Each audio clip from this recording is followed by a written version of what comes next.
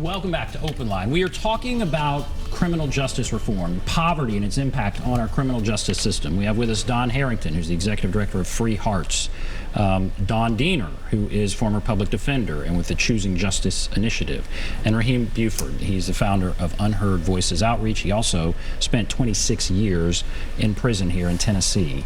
And I asked as we went to break, how do we really make this a manageable thing for us to discuss? I'm going to start taking calls after I ask each of you this question. What is one thing we can focus on to really change things, to make a difference, to change what we're talking about, and how do we accomplish it? So one thing, and how do we accomplish it? And Dawn, what do you think? How do we distill this down? What's one thing we focus on, and how do we accomplish it? Sure. I mean, I think ultimately, to follow up on what Rahim said, I do think the system is going to need to switch from a punitive mentality to a more restorative mentality. I think there's a long arc to get there. And the thing that the Choosing Justice Initiative is focusing on is identifying and removing wealth-based disparities that exist in the criminal legal system, starting with representation of counsel. And so, you know, having a lawyer, a defense lawyer by your side once you enter this system, who is really fighting for you, who is really working for you, is your primary protection against the injustice of a bail that's too high, or being railroaded, or pleading guilty just to get out of jail, or being convicted of something that you're innocent of. Your defense lawyer is your line of defense. And the wealth-based disparities that exist within the criminal legal system around representation of counsel are obvious, well-documented, long-existing. And what the Choosing Justice Initiative is doing and advocating for to change that is to give people who can't afford to hire a lawyer the same access and the choice to obtain high-quality, client-centered representation. That's a very different model. If everyone, let's just go in a pie-in-the-sky world, everyone has an exceptional lawyer. Every person who comes into the criminal justice system has an exceptional lawyer. How would things be different? Well, what we know from studies is that somebody who is well represented is much less likely to be convicted. If they are convicted, they are much more likely to not go to jail. And if they do spend time in jail or in prison, they receive shorter sentences. That's just dealing with individuals who end up being convicted. I think high-quality representation also significantly reduces the chances of innocent people being convicted. I mean, we all were involved with and know the story of Cyrus Wilson and what happened to him. The line of defense that people have when they are charged with a crime is to have an advocate there who is really going to test the state's case and fight for them. And if you have a lawyer who, there are a lot of good lawyers who do court-appointed work, but there are a lot who struggle and who aren't doing a very good job. And if that's your only advocate and they fail you, then you're sunk. That's a lot of trust in that person. And so the money I just think that requires money. Is that what it requires, and how do we get there? It certainly requires some money on the front end, but I have no doubt that there are significant savings on the back end of that. If fewer people are going to prison, jail, you're going to save money on that, right? There was recently an article published about, I think it was $1 billion spent on incarcerating innocent people over the last several years, right? So that's expensive too. And so more justice comes about with investment on the front end. I also think there's a lot of conversation that needs to happen around decriminalization, right? The things that we send people through the criminal legal system for, whether it's drug offenses or whether it's minor property crimes or driving on a suspended license, there are so many things that we are funneling that are social problems, poverty problems. We send that through the criminal legal system, and that's a much more expensive way to deal with it than if we just decided we were going to look at it as a social problem, as a problem of poverty, and invest in people rather than investing in a criminal legal system that harms. Okay. So I want to break it down a little bit more and try to be specific, like what you may want. So I want to say first, we have to decarcerate. So on the front end, as the Nashville Community Bail Fund manager, I've been able to identify some charges that people should never end up in jail for. Trespassing, driving without a license. Those are 2 charges, right, that people shouldn't be in jail for. That changes the load, right? Then we look at the other minor offenses. Can we write a citation for something? That saves the taxpayers money, right? And you don't need as many police, jail guards. So that's one end. Here's on the back end. In the Tennessee Department of Corrections, just in the fiscal year of 2018, for people who went up for parole, they had more than 14,000 parole hearings. Less than 3,000 people made parole. Nearly 3,000 people expired their entire sentence, meaning that person could have sat in maximum security, solitary confinement, until he or she was released. So if more people are out working, there's less beds that have to be filled, there's less money that we have to pump into the Tennessee Department of Corrections, that's more money that we can put into education. Now, going back to the jail part of it, 20% of the people that we have interviewed to be released, of the 1,000, have mental challenges. Right. And I want to say that Sheriff Hall, I want to give him some credit for creating an institution where they can deal with this mental issue, so that individuals who have mental challenges, they shouldn't be in a jail.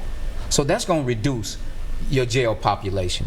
That also can reduce your prison population, because I would say at least 30% of the people in the Tennessee Department of Corrections are taking medications. Mm-hmm. So we still have issues there.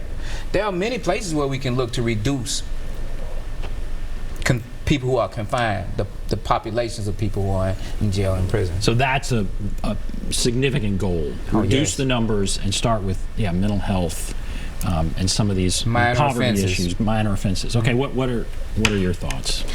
Well, my thought is that the bail issue could be top issue, because like I said, the majority of people that are being detained in our state are there literally because they can't afford to pay bail. But what we're talking about here is a shift of power, because there is no, like you were saying on break and before now, like, what is the motivation? And we're looking at the bail as an industry with a powerful lobby that supports a lot of our judges. And so to us, the only way that you can shift that power is to organize and build power. And I will say this too, like, to build power, to give solutions that are worthy of the people. For example, right now, there's a electronic monitoring company that covers 72 of our counties, electronic monitoring drug screens. And just say if they were to end it today, then that's something that could be done. But to us, electronic monitoring also criminalizes poor people, because it doesn't scale all the way to zero. We have people that are paying $70 a week to the one electronic monitoring company, and then $20-something a week for drug screens to the same company, even if they don't have a drug charge. And so in order to build enough power to get solutions that are worthy of us, we literally have to, like you met me the other time, like canvas, go door to door talking to people about this issue. We've been surveying people about this issue. One thing that we have seen is that this is an issue that has impacted a lot of people across the state. In fact, there is a direct action tomorrow that's right outside the courthouse, showing the court report is a court watch report about how bails are being set, and it's at 9 a.m. right outside the courthouse. But we have to come together and demand solutions that are worthy of us. So for us, we look at that as community-based alternatives, just like the work that we did around primary caregiver, and we saved the state a whole lot of money. We have another bill that's pending, a community reinvestment youth diversion, that basically takes some of the money of the state that right now, one of the district attorneys in juvenile was saying that we're paying $300-something per day for youth to be housed in the juvenile detention facility. And we were like, well, why is it costing that much? They were like, oh, because of school, 1 hour of school. And so we have to put our money where our mouth is. And the thing is, it's in there right now. We're investing in having people in jail pretrial. We're paying for people to be there. They're not there for free. You know, we're not making any money off of them being there. We're paying for them to be there. And so we need to take some of that money and invest it in community-based alternatives that actually address the root causes. Like we're saying, people are poor, people have mental health issues, people have drug problems or issues with the illness of addiction. And so we need to reassess how we're spending that money. Okay. Exactly. All right, I want to take some calls now. We have several calls. Let's go to Joe. Hello, Joe. Hey. Go right ahead. What's on your mind? How you doing? I just got a couple things. Just I think that as far as the bail policy and everything like that, like judges set bail, and that's what they do. And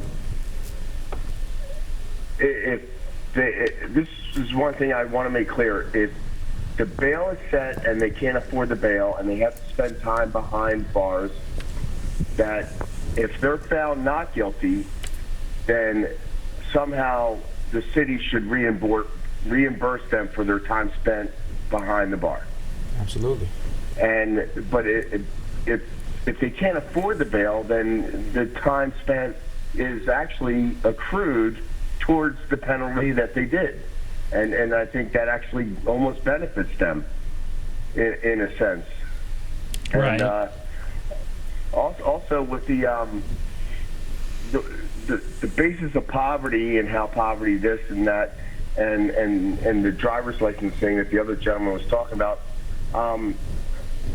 I lost my driver's license. I got it suspended. I rode a bike 7 miles back and forth to work every day. I mean, didn't ride a bike. Your other car is your feet or your bike. So you just don't drive. And when they end up getting pulled over because they don't have a driver's license, that's their own fault. They all fall into this. If I would have driven and gotten pulled over, and I would have fallen into the same system. But you say to yourself, you know what, wait a second. Let me make another choice. Let me decide something different here. I got to do something different. Not I'm going to do the same thing and then, oh my gosh, it's somebody else's fault. These people need to start acting like adults. And as far as the juvenile system, it's the parents. The apple doesn't fall far from the tree. So the parents, whatever they're involved in, whatever they're getting their kids involved in, and whatever the kids are seeing with aunts and uncles and parents, that's what they're going to do. Okay. The apple doesn't fall far from the tree. All right. I appreciate that. What I hear there is, personal responsibility, accountability. Mm-hmm. What do you think about that call? I think he was right about the part where if you go to jail and you're found not guilty, you should be reimbursed for your time.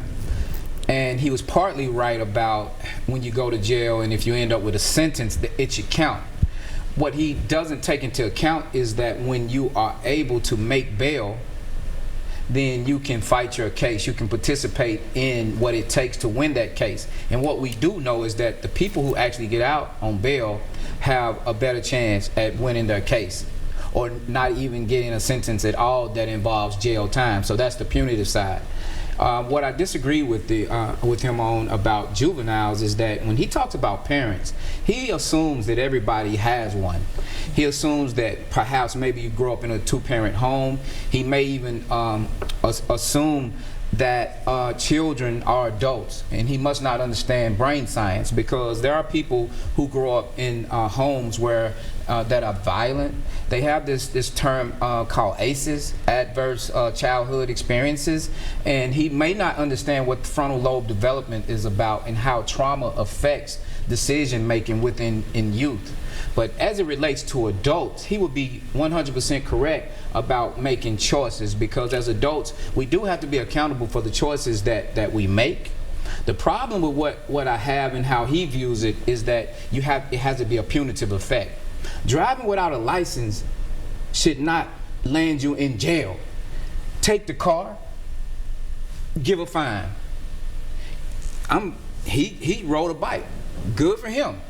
But some people don't think that far into it because, again, a lot of people suffer from mental issues. Well, we tell people to get a job. They have to have a job. But then how do they get to their job? He rode a bike, but I don't know that everyone can do that. Maybe it's mass public transit. But that is a major part of all of this. All right, we have to take a break. We have a bunch of calls. So we're going to take a break, and then I'm going to start taking calls. So if you're on the line, compose yourself and get ready to kind of concisely say what you're going to say. So we'll take a break. Be back right after this.